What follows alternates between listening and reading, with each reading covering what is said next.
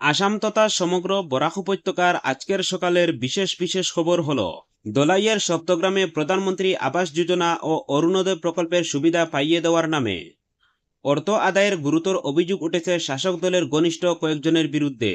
অভিযোগকারীদের দাবি, দরিদ্র পরিবারগুলোর কাছ থেকে 200 থেকে 2000 টাকা পর্যন্ত হাতিয়ে নেওয়া হয়েছে। এর ফলে সরকারের জনহিতকর প্রকল্পের উদ্দেশ্য মারাত্মকভাবে প্রশ্নের মুখে পড়েছে। তবে শাসক দলের স্থানীয় কর্মীরা এই অভিযোগ সম্পর্কে অস্বীকার করে এতে রাজনৈতিক ষড়যন্ত্র হিসাবে আখ্যায়িত করেন।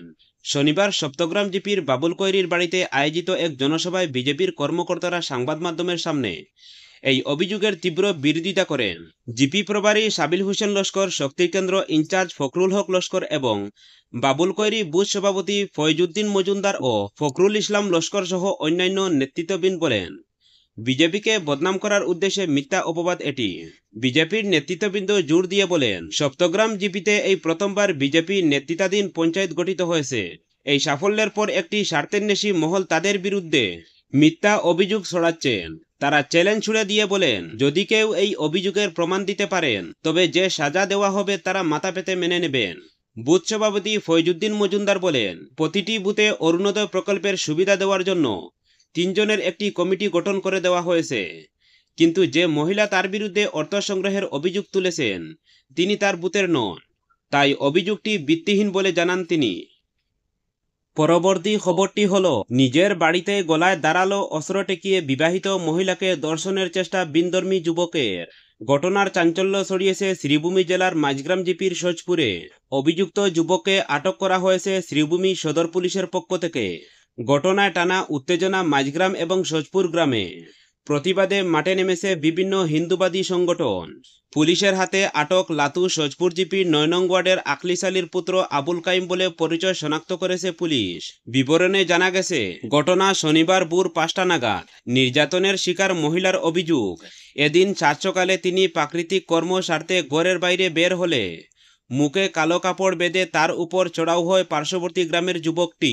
কোনো কিছু বুঝে ওঠার আগে তার সঙ্গে কুকর্ম করতে চাইলে তিনি এতে বাধা দেন। পরবর্তীতে গলায় ধারালো অস্ত্র দিয়ে আঘাত করার চেষ্টা করলে তিনি কোনো রকমে পালিয়ে গিয়ে প্রাণ রক্ষা করেন। নির্যাতনের শিকার ওই মহিলা জানান, ঘটনার পর তিনি গ্রামের মুরব্বীদের ডেকে অভিযুক্ত যুবকের পিতার কাছে বিচার প্রাপ্ত হলে এতে এগিয়ে কাইম গোটা ঘটনা অস্বীকার করে তাকে বার কয়েক বাজে মন্তব্য করতে থাকে। এদিকে ঘটনার খবর পেয়ে ছুটে যান মাঝগ্রাম সুতারকান্দি জেলা পরিষদ সদস্য সাথী রায়কুরি, মাঝগ্রাম জিপির সভাপতি কাকলিপাল, উত্তর করিমগঞ্জ মণ্ডলের প্রধান সভাপতি পাপলু দেব। ঘটনার তদন্ত চেয়ে অভিযুক্ত যুবকের যাতে কঠোর শাস্তি হয় তার জন্য তারা সাক্ষাৎ করেন পুলিশ সুপার পার্থপ্রতিম দাসের সঙ্গে।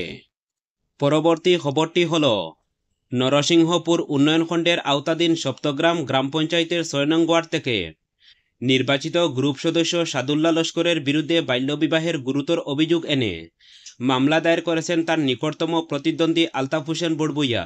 এই অভিযোগের ভিত্তিতে পুলিশ তদন্ত শুরু করেছে।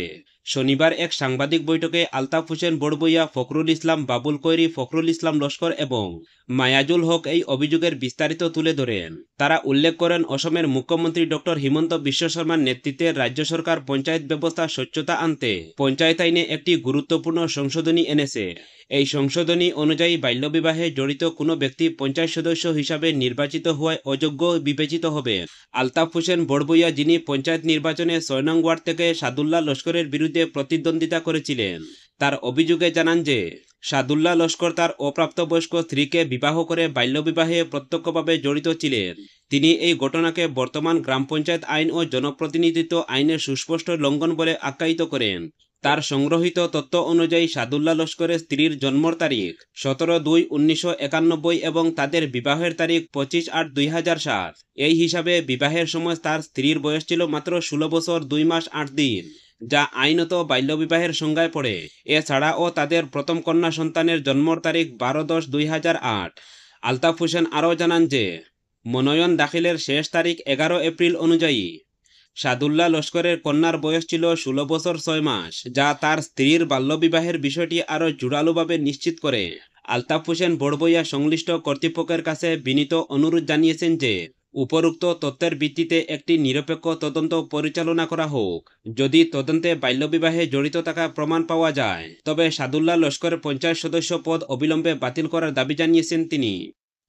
পরবর্তী খবরটি হল, রাজ্য সরকার বিনিয়োগ সম্মিলন অ্যাডভান্টেজ আসামের দ্বিতীয় সংস্করণের অধীনে উমরাংশু, হুজাই ও রঙ্গিয়া তিনটি গুরুত্বপূর্ণ সিমেন্ট গোষ্ঠীতে 10,000 কোটি টাকা বিনিয়োগের জন্য আম্বুজা সিমেন্ট লিমিটেডের সঙ্গে এক সমঝোতা চুক্তিতে স্বাক্ষর করেছে। শিল্প ও বাণিজ্য মন্ত্রী বিমল বরা আজ সামাজিক মাধ্যমে একথা জানান। মন্ত্রী বলেন যে এই প্রকল্প রাজ্যের যুবক যুবতীদের জন্য 7,000-এরও বেশি কর্মসংস্থানের সৃষ্টি করবে। শ্রী বরা অন্য সংস্থাগুলিকেও অসমের বিনিয়োগের জন্য এগিয়ে আসতে আহ্বান জানিয়েছে। এবং সর্বশেষ খবরটি হল, লায়ন্স ক্লাব শিলচর সেন্ট্রাল এবং লায়ন্স চক্ষু হাসপাতাল শিলচরের উদ্যোগে এবং লায়ন্স ক্লাব অফ লক্ষ্মীমপুর এবং রামকৃষ্ণ সেবাশ্রম সংঘ লক্ষ্মীমপুরের ব্যবস্থাপনায় আগামী সোমবার রামকৃষ্ণ সেবাশ্রম সংঘ প্রাঙ্গণে সকাল 10টা থেকে দুপুর 2টা পর্যন্ত বিনামূল্য চোখের ছানি শনাক্তকরণ শিবির অনুষ্ঠিত হবে। ছানিপড়া দুস্থ রোগীদের ওই দিন সকাল 8টার পর শিবিরে উপস্থিত থেকে ক্রমিক নম্বরের টোকেন সংগ্রহ করতে বলা হয়েছে।